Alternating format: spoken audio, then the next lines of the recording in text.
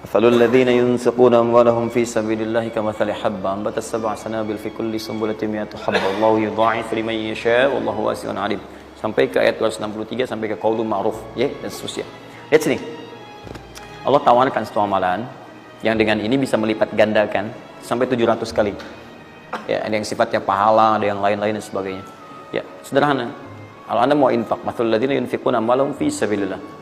Baik, kalau Anda mau infak, yang infak itu bukan infak biasa, tapi infak digunakan untuk fi sabilillah.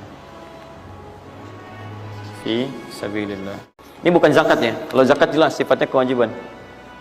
Zakat itu nggak bisa nawar, harus keluar. Tapi infak tidak. Infak itu dibagi dua, ada yang wajib, ada yang sunnah. Infak di sini bicara yang sunnah. Ya, infak wajib itu infak dari suami kepada istri dan keluarga. Infak. Ya, itu infak. Singkatannya nafkah. Nafkah itu infak. Fokus teman-teman. Termasuk Ibnu Sabil di situ nanti, termasuk Ibnu Sabil di situ, itu ada yang diartikan dengan orang-orang yang semacam belajar.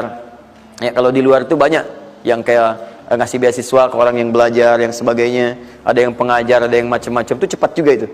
Nah, lakukan karena Allah, bukan karena yang lain. Paham ya? Dan melakukan karena Allah itu diarahkan untuk mendekatkan diri kepada Allah. Lihat cara infaknya, lihat cara infaknya. Misal, antum ingin ngasih misalnya kan, nih, saya mau ngasih pakaian yang Allah sukai, kasih baju koko, kasih sarung, ya kan? Misal kalau dia mau sekolah, kasih perlengkapan sekolah, berikan mushaf, berikan mukena, berikan macam-macam, ya, untuk misalnya biaya sekolahnya. Kalau bisa bergantung pada antum, sekolahkan ke tempat yang Allah sukai dan sebagainya. Itu cepat sekali investasinya, dan pahalanya nggak akan berkurang, ngalir terus. Jadi kalau dia baca Quran untuk dapat pahala dan seterusnya. Dan itu sampaikan dengan cara yang bijak. Kalau sudah ngasih, saran saya lupakan. Jangan diungkit-ungkit, lupakan. Makanya bahasa Qurannya qaulun ma'rufun wa maghfiratun khairum min shadaqatin yatba'uha adza. Kata-kata yang baik, ya, dan maghfirah, permohonan ampun, maaf. Ya, kalau nggak bisa ngasih, minta maaf, langsung kemudian lupakan. Jangan diungkit-ungkit, jangan macam-macam supaya tidak hilang pahalanya. Begitu sudah itu dilakukan, itu lebih bagus. Bahkan saat antum nggak punya pun berkata baik lebih bagus daripada ngasih tapi seringkali diungkit-ungkit atau dengan kalimat yang tidak menyenangkan.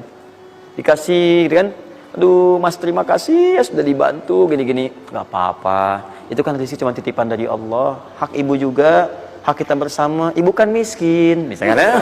Itu paling nggak enak. Ya. Dah cukup, saya tutup. Ini yang saya mohon maaf ya, mungkin teman-teman yang lain punya kebiasaan.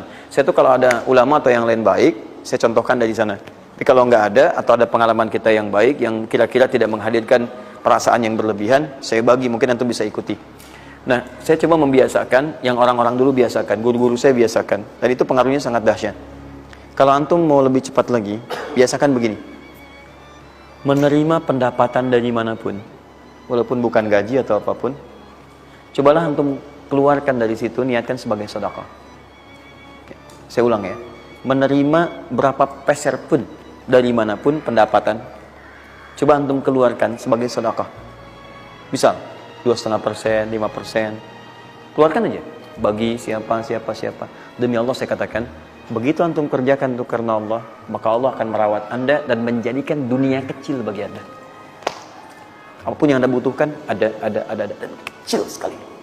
Dan anda sudah nggak melihat, nggak ada nilainya tuh dunia itu. Ya, jadikan kebiasaan itu. Kalau ada pakaian sudah anda pakai, datang lagi yang baru, ini yang lama kasih aja, yang layak dipakai dan sebagainya. Seperti itu biasakan. Begitu anda biasakan, nanti Allah jadikan kecil dunia bagi pandangan anda.